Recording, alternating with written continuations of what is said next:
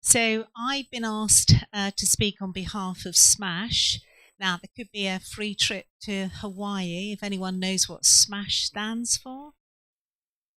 I knew I'd be safe. No, time's up. It's Stand with Medstead against speculative housing. Okay. Now, I just want to be clear. We're not against all housing. Okay. But we are against large scale, and we're against some of these large speculative applications. And we do believe that we should be keeping our village rural. And you heard some of them from Charles about the doubling of the village. It just cannot cope with it. So what we do, SMASH, we are an interesting group of residents, got some fantastic skills on that group. We have an engineer, we have researchers, we have chemists. I do a little bit of legal stuff, but we work tirelessly on behalf of the residents of Medstead.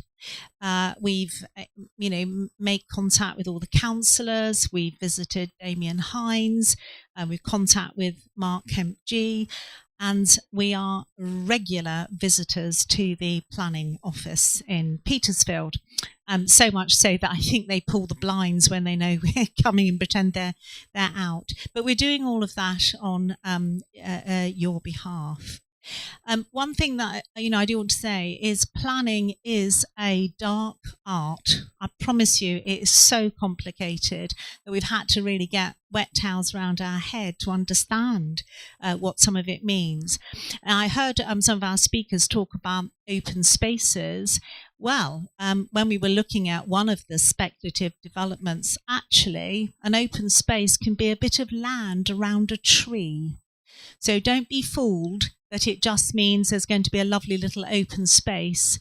No, any little bit of openness, including the circumference around a tree, can all go into the, if you like, 15% open space. So we're on to things like that on your behalf. The other thing to say is that I don't think we should be defeatist. I don't see why we should say, oh yes, well, one of these large sites is going to come to Medstead or Fourmarks. Why? If there are 10 sites or more, why do they have to come here?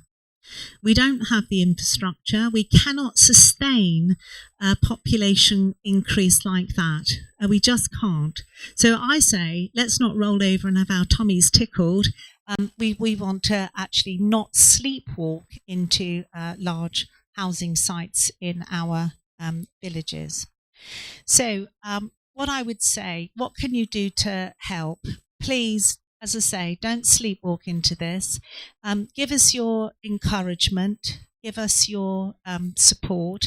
Sometimes we get downhearted because yet another application comes in. I think at the moment there's something like 450 speculative housing on the books.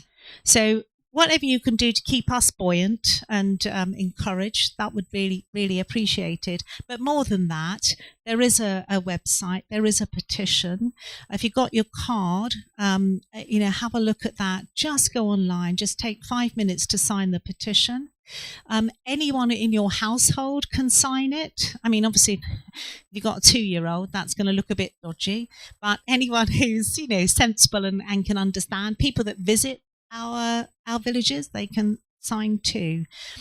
And the other thing that's vitally important, please, I'm new to Medstead. I've just lived here over a year, but a lot of you have got a lot of intelligence about the land and issues. So we've had some absolutely fantastic intelligence given to us about who knows what a doline is. So I'm doing very well with my free giveaways here. I'm taking them all home. So, we've had information about, look it up tonight on what a doline is, sinkholes, chalk pits, all of those sorts of things. We wouldn't know that if residents hadn't told us.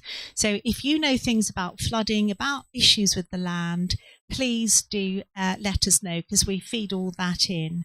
So thank you again. Please stick with us. Please give us your support and encouragement because we really do need it. Thank you. Thank you. I'm Jane Thompson. I'm a committee member of Fight for 4 Marks. It's almost a sister organisation to Smash, and we're trying to tackle this business together. If we had to have a strap line, it would be, and I've written it down, fair and livable community planning for a sustainable future. We're not NIMBYs. We are not anti all development. But what we are is we are people who firmly believe that housing should enhance and it should meet the needs of local people. And that is what we want to fight for. What we don't like, what we're against, is speculative development, particularly at the moment, not least of all because it indiscriminately eats up finite land resources here, and it fails to deliver the shared infrastructure or protect our environment. You cannot retrofit infrastructure. I think you only have to ask Triple F. You cannot retrofit things that people don't expect to have bang next to their houses. So it's infrastructure first that we need to think about. You can see on our slide, I won't bore you with that, it's a PowerPoint slide and it tells you the 3 things we need to do. We want to inform through our website, through Facebook, through working with Smash. We want to mobilise responses in exactly the same way. And we want to mitigate the outcomes, the worst outcomes that Charles so very eloquently laid out for you. One thing we're doing right now within our committee is to look at this hierarchy thing that was also mentioned as very important by Charles. Fight for 4 Marks started in 2006. Simon Thomas and Ingrid and lots of other local residents started putting signs up, 4 Marks is full.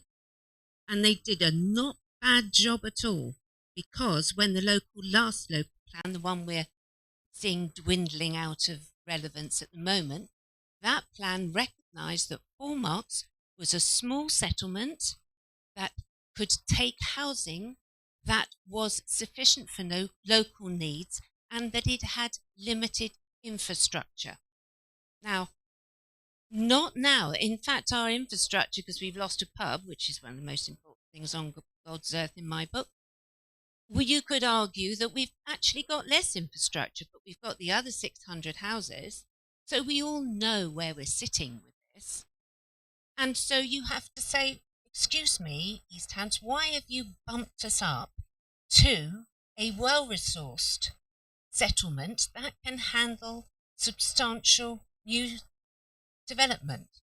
Well, where did that come from?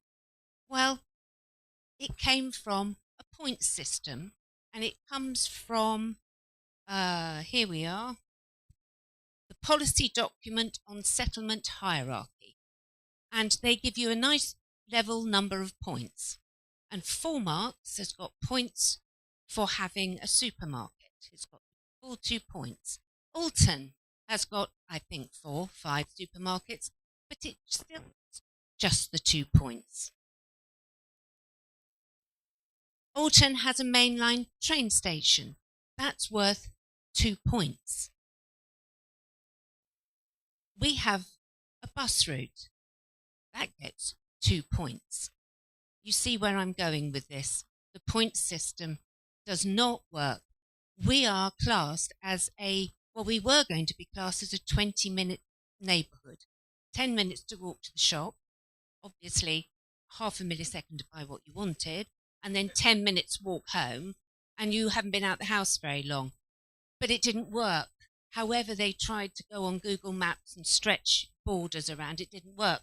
So it went to a 30-minute neighbourhood, which allowed you 15 minutes. And that didn't work either. Well, never mind. We're still classed as being a sustainable location. On top of that, the school's too far away from the hub. So the school was just taken out of the calculations. So at the end of everything, Alton has 32 points. We have 19. That's 53 59.3%, or for the ease of mathematics, 60% of Alton's infrastructure is what we are supposed to have in this village, which makes us an ideal place to put at least 1,200 houses.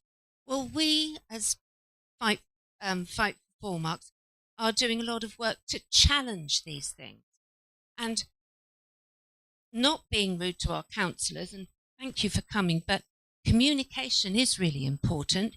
And East Hants, when they are doing their communications with us to tell us about the new local plan, it would be so nice if they think we're big enough for another 1,200 houses, that they thought that we were actually big enough a place to have a consultation meeting with their planners actually in 4 Marks, and that we didn't have to drive down to Alton to go and see it set up there. You know, there are things that make us cross, but make us active and make us want to get as many people as possible in the loop, joining in with us. And our task is to provide you with information and provide you in good time with ways to object and constructive ways to look at the speculative developments and more deeply the local plan.